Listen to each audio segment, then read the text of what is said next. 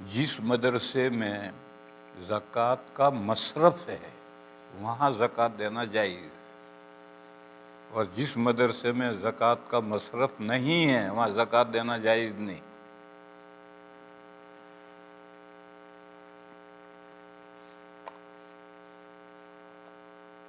एक बात, एक मदरसा है उसमें गरीब तलबा है, चाहे नाबालिग हैं चाहे बालिग हैं, उस मदरसे में आप ज़कात दें और वो ज़कात इन गरीब तलबा पर खर्च करें, उस मदरसे में देना जायज़ है। और जिस मदरसे में गरीब तलबा हैं ही नहीं, नाबालिग तलबा हैं लेकिन उनके बाप मालदार है, तो अगर बाप मालदार है तो नाबालिग बच्चे भी मालदार हैं, उन पर ज़कात खर्च नहीं हो सकती। फिर उस मदरसे वो मदरसा ज़कात वसूल करता है और हीले तमलीग करके बिल्डिंगें बनाता है। ऐसे मदरसे को ज़कात हरगिज़ नहीं देनी चाहिए, ज़कात देने से ज़कात अदा नहीं होगी।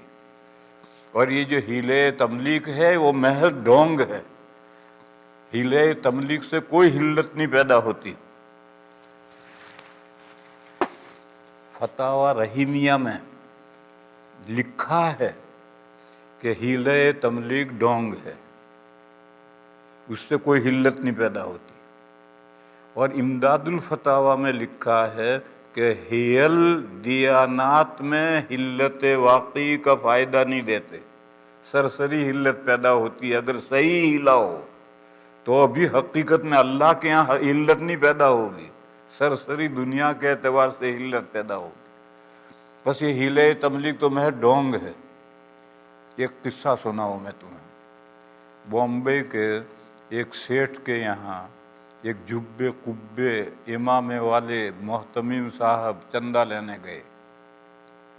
देखने में बड़ा जोर का आदमी था, हजरत खिजर मालूम होता था। तो उस सेठ ने जो चंदा देना था दिया।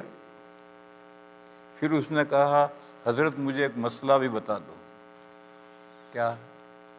मेरे पास 3 लाख रुपए इंटरेस्ट रखे हैं सूद के, ये रकम मुझे कहाँ खर्च करनी चाहिए?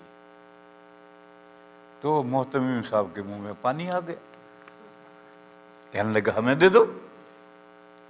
तो उस सेठ ने कहा ये तो सूद की रकम है, गंदी रकम, आप क्या करेंगे? कहने लगा हम उसको पाक कर लेंगे। उसने कहा गंदी रकम पाक हो जाएगी? हाँ, कैसे पाक करोगे? तो उन्होंने बतलाया कि मदरसे के एक तालिब इल्म को बुला कर 10,000 रुपये देंगे और कहेंगे अगर तेरा जी चाहे तो मदरसे में दे दे। वो दे देगा मदरसे में, नहीं देगा तो हम टांगे तोड़ देंगे उसकी। ये मैंने बढ़ाया अंदर। उसने सुना गौर से। उसने कहा कि इस तरह हेर फेर करने से वो रकम सूद की पाक हो जाएगी? मैंने कहा पाक हो जाएगी। तो उसने कहा कि मेरी दुकान में गरीब नौकर हैं, ये हेर फेर मैं कर लूंगा। तो उठना भारी पड़ गया,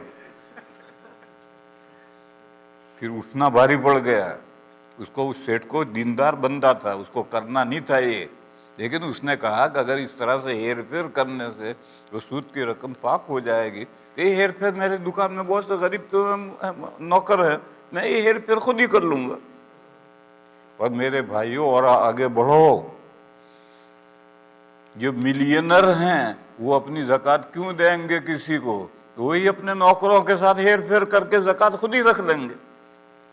अगर मोहतमीम हीले तमलीग कर सकता है तो ये मालवाला क्यों हीले तमलीग नहीं कर सकता? उसके लिए जायज़ है तो इसके लिए क्यों जायज़ नहीं? इसके हीले तमलीग महज ढोंग है।